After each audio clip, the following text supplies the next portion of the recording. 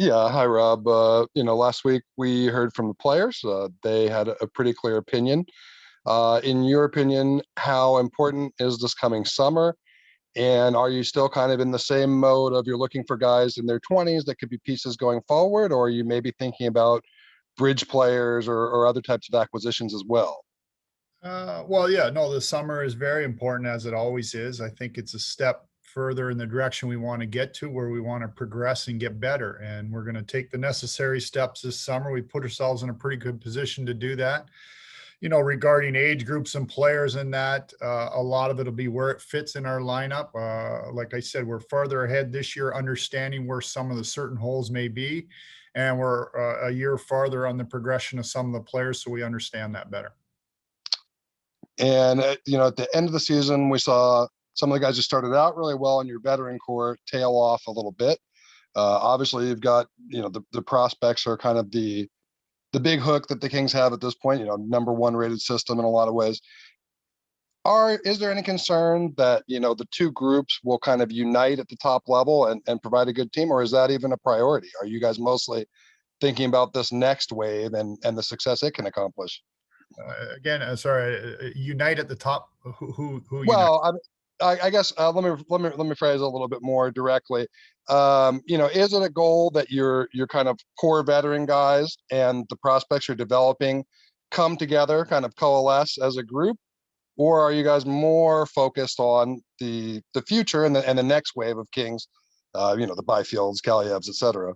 Well, I think that older group you speak out did a real good job of that. Todd noted it with Kobe and with Drew.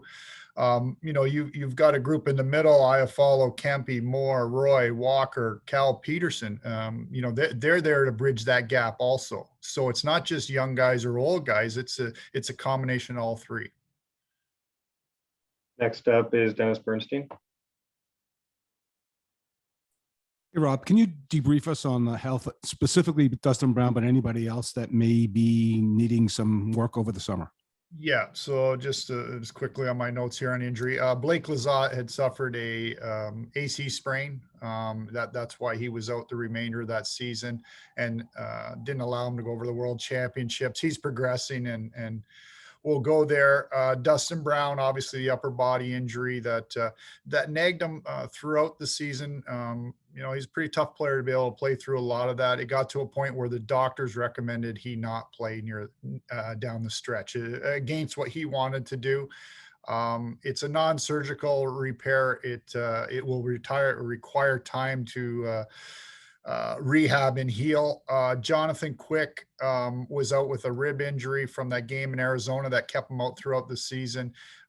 He will be going in for shoulder surgery that was a wear and tear over the years tomorrow to have that repaired, and fully expect him back. And the other player that was out extraordinary amount of time, but more in the American League, was Tyler Madden, and he suffered a broken collarbone that required surgery early in the year. Now he's came back and played the past two games in Tucson. It was nice to see him getting back in lineup, but it was that was the injury that kept him out for the majority of the season. Rob, what do you make of Doughty's comments saying there's no point in waiting for prospects to develop? We've got to bring guys in. Well, we want to get better, and there's a reason you put yourselves in a position to get better. There's some summers where you may not be able to do that, but we have an advantage to step forward this year and make this team better. Now, we are going to continue to see young guys filter into the lineup, and we're going to see them develop. That's not going to change, but we will take necessary steps to get better. Just one more thought, Rob. If you didn't bring in established players, is this team right now, the roster, good enough to make the postseason next year? It wasn't this year, obviously, right? So yeah, we need to add to it now. Now you do get a full season of gaining experience through some players, but we need to add to this roster to get better. Thank you, Rob. Appreciate it. Next up is Jesse Cohen. Hey, Rob. I'm just sort of curious how much weight things like Drew Doughty saying that he wants to continue playing with Mikey Anderson, or Todd McClellan referenced that players, ask to play with Alex Iafallo. When you're talking about bringing in new players, improving the roster, how much weight does the coaching staff's preference have? How much weight does the players' preference have versus what you feel the team needs to improve? Well, I think we're all on the same page where we need to improve. Now, who plays with who and who wants to play with who, that's a common communication daily between the players, the coaching staff, and management. So it's communicated, and you try different things. Some may feel that would work, and when you try something different, it actually looks better the other way. So again, that's common communication daily throughout seasons.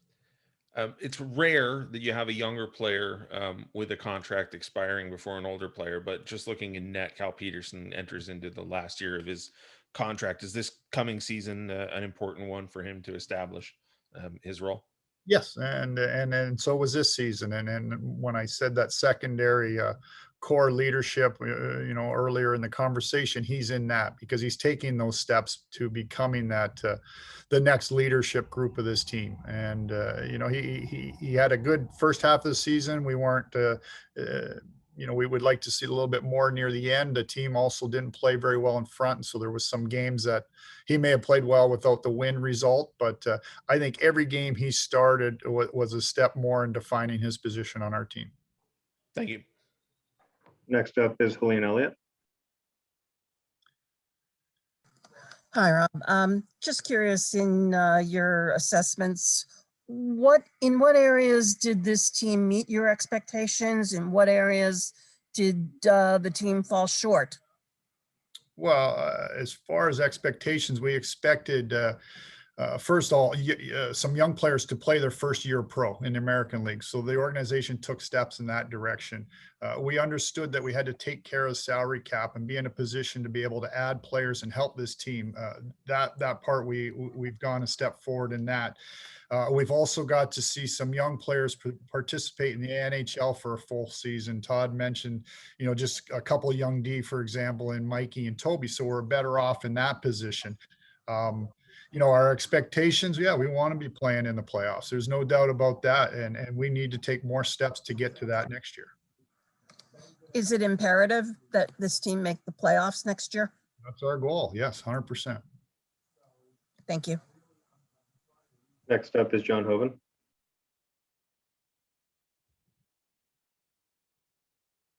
Rob, was there a point this season at all, or maybe multiple points, where your thought about the team or your evaluation of the team changed, whether it's mid-season or even now as we sit here at the end of the season? No, not at all. I think we're putting ourselves in a pretty good position early. You look at the trade deadline, and Todd referenced the records. I think we were 5-11 after, and in the 16 previous, we were 6-10. So not a lot of difference, but enough to establish that it was going to be a difficult chore to get in the playoffs. They played well enough and hard enough to stay in the mix for a while there. The difference here being the last 4 or 5 games when you're officially out. I'm not sure that's a true sense of the compete level we needed from our players. And as the AHL postseason begins tonight, could you just talk about what your thoughts on, I guess, 3 players, Kaliev, Thomas, and Turcotte, who've been, drivers of the offense down there all year for the Reign?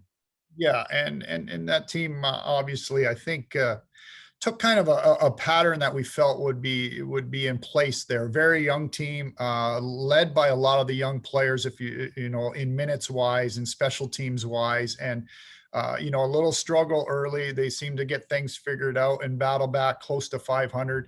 Obviously with a different style, a different format, playoff format, and they'll be playing the single elimination games here tonight. But yes, Arthur Kaliev, the one you talked about, obviously led in goals and points, was up for rookie scoring.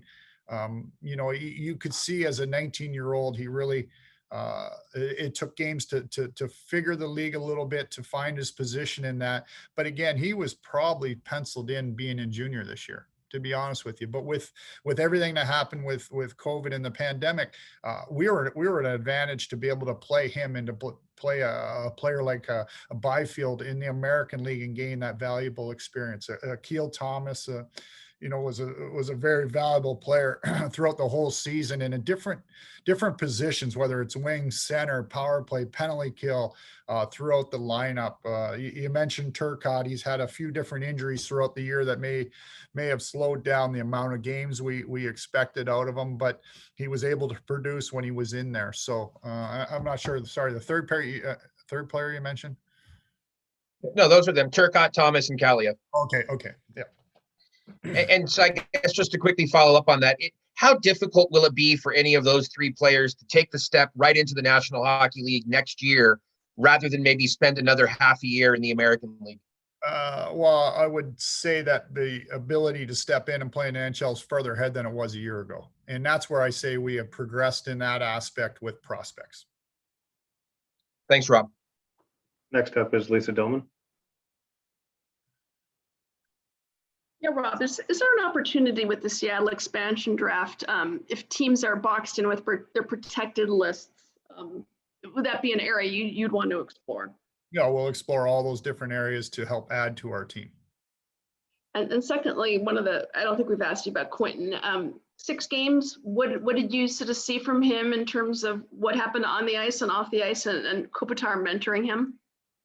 Yeah, well, I think the ability, and we did talk about this prior to him being called up, the ability to have him around a player of Kopitar's stature, albeit for a few weeks, is so important, and to see the difference from not only junior to the American League, but to the NHL, and to experience that will help him. He's obviously in a unique situation next year, being in the age he is. It's there's not the American League option that we had this year with him. So we really wanted him to experience that NHL, but to be around these pros that have established themselves and been able to win in the league.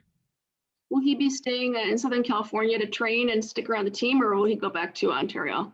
Well, I think all these guys should go home for a little. It's been really a different year, and we've read these comments from all teams and all players. Whereas you're separated from your family, where you don't get the opportunity to see them at Christmas or to have them come out and visit. There's different protocols where you've had to go through 2 or 3 weeks at a time where you're not even really coming out of your apartment or your place. So I think it's important they go home, regroup themselves, and then we look at the structure we have in place and that we're allowed to put in place from the league as far as development throughout the summer. Next up is Lee Hamilton.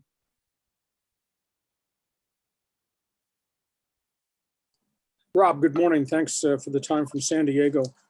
How many draft picks do you have in your pocket going forward for the July draft? And is it going to be really hard to determine the quality of the draft, considering what happened in Quebec, the OHL not getting started, and the start and stop in the West? Yeah, it's a different situation for the draft in that aspect. Obviously you mentioned the Quebec League where they had game stops and start, but the Ontario Hockey League unfortunately didn't play any games. So, but a lot of the kids, the higher end kids, were playing somewhere, and you got some live views.